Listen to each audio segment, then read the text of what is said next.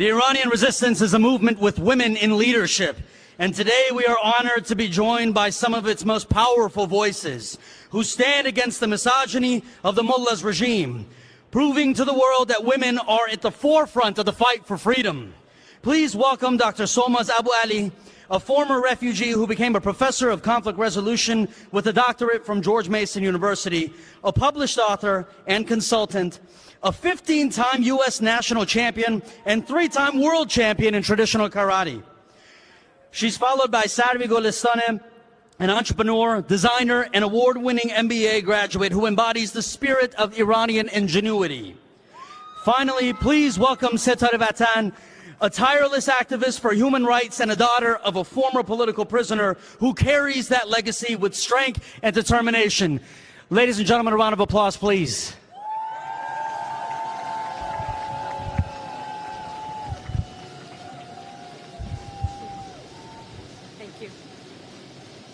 Thank you so much for that introduction.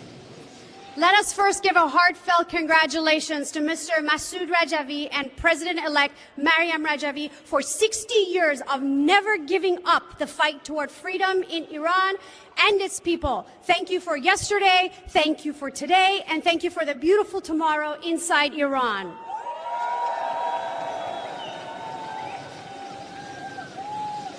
I'm honored to speak today, not just for a cause, but for a people who for over 40 years have been silenced, oppressed, and sacrificed for the sake of political deals and international appeasement. Inside Iran, the Islamic Revolutionary Guards Corps, the IRGC, brutally crushes peaceful protests, especially those led by women and youth. Iran executes more people per capita than any other nation, and these crimes are carried out by and under the protection of the IRGC.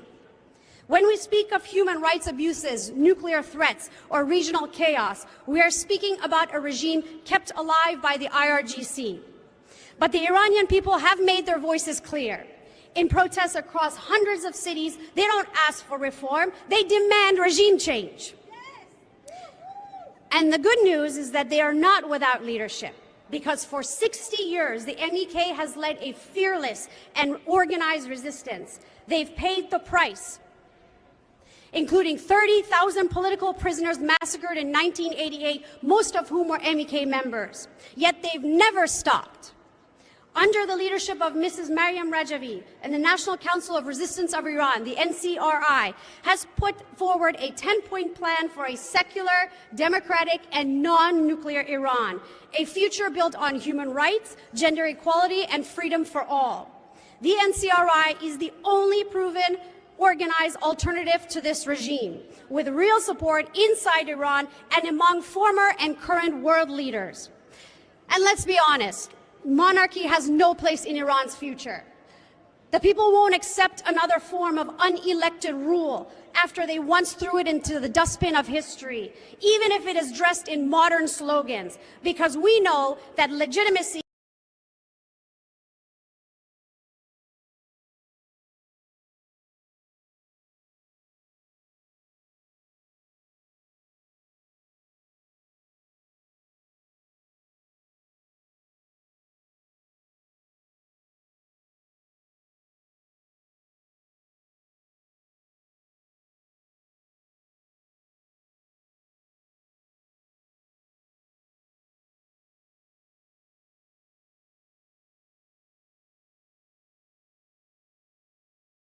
Mrs. Maryam Rajavi.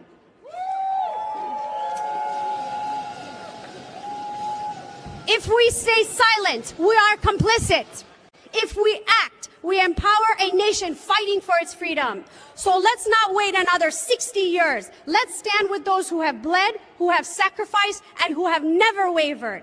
Let's help the people of Iran to bring down the regime once and for all. Thank you so much. Rajavi, yes. Mullahs, no. They are terrorists. They must go. Rajavi, yes. Mullahs, no. They are terrorists. They must go. Rajavi, yes. Mullahs, no. They are terrorists. They must go. Rajavi, yes. Mullahs, no. They are terrorists. They must go. Down with Khamenei. Down with dictator. Down with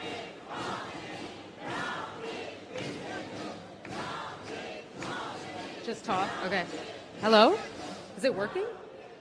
Hello. Okay. Hi, ladies and gentlemen. My name is Sarvi Golestane. I would like to give yourselves a round of applause for being here and showing up, especially to the non-Iranians, because there's power in numbers, and God knows that every single one of you has made such a huge difference today, so please give yourselves a round of applause.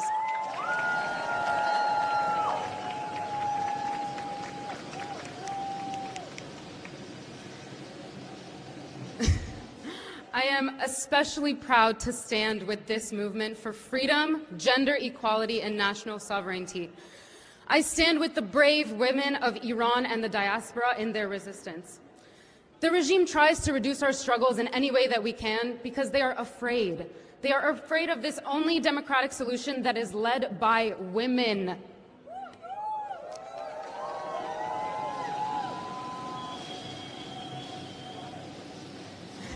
The terroristic regime tries to destroy this movement, imprison its members worldwide, and create fear. Why? Because this resistance is the only independent, organized, and democratic force capable of toppling the system and uprooting the regime. When it weaponizes us, it's not defending any form of faith. It's only defending tyranny and blatant terrorism. The only way forward is through listening to the voices of the Iranian women and giving them the platform that they deserve. That is why the streets of Iran chant back to the regime what we know in our hearts. We are marching forward to revolution. Zan Zindagi Azadi. Thank you.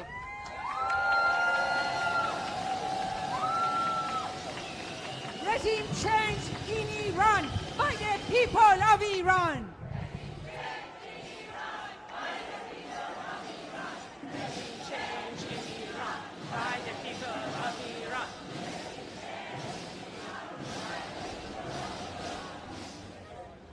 زندانی سیاسی آزاد باید گردد. حکومت اعدامی نابود باید گردد.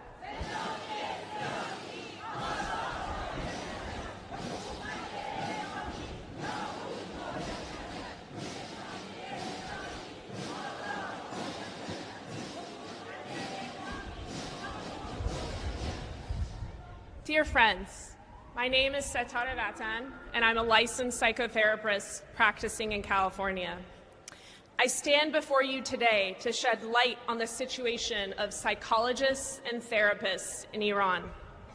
While Iran has professional structures, such as psychiatrists licensed through medical councils and psychologists and counselors licensed through the Psychology and Counseling Organization, the daily reality of mental health practice is shaped not only by clinical work, but also by politics and repression. Since the 2022 uprising following the killing of Mahsa Amini, the regime has intensified its crackdown on every segment of society. Mental health professionals have not been spared. Those who treat survivors of state violence and protest-related trauma risk being interrogated, harassed, or pressured to reveal patient information. The very foundation of therapy, confidentiality, and trust is undermined by surveillance and coercion. Yet, even amidst such tragedy, there is profound hope for the future of Iran. A new generation is courageously confronting the regime, recognizing that meaningful change cannot occur until the current theocracy is replaced by a government chosen by and accountable by the people.